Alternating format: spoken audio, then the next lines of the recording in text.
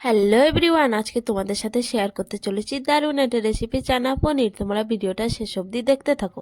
এবার কড়াইতে তেল দিয়ে তেলটা গরম হলে একটা করে পনির দিয়ে দেবো। পনিরটা ভাজা হয়ে গেলে এবার নামিয়ে নেবো। পনিরটাকে ভেজে অবশ্যই উষুম গরম জলে দিয়ে দিতে হবে। ওই তেলের মধ্যে এবার আলুগুলো দিয়ে লবণ হলুদ দিয়ে ভালো করে ভেজে তুলে নিতে হবে। এবার একটা মিক্সিতে আদা, কাজু, চারুমগজ, কাঁচা লঙ্কা দিয়ে জল দিয়ে ভালো করে পেস্ট করে নিতে হবে। এবার কড়াইতে তেল দিয়ে তেলটা গরম হলে কালো জিরে দিয়ে পেস্টটা দিয়ে দেবো। এবার লবণ, হলুদ, জিরের গুঁড়ো, ধনে গুঁড়ো, লাল লঙ্কার গুঁড়ো দিয়ে তেল ছাড়া অবধি ভালো করে কষিয়ে নিতে হবে। এবার মশলা দিয়ে তেল ছেড়ে দিলে এবার টমেটোগুলো দিয়ে দেবো। টমেটোগুলো দিয়ে ভালো করে কষিয়ে নিতে হবে। টমেটোটা কষানো হয়ে গেলে এবার আলুগুলো দিয়ে অল্প অল্প করে জল দিয়ে কাবলি ছোলা দিয়ে ভালো করে কষিয়ে নিতে হবে।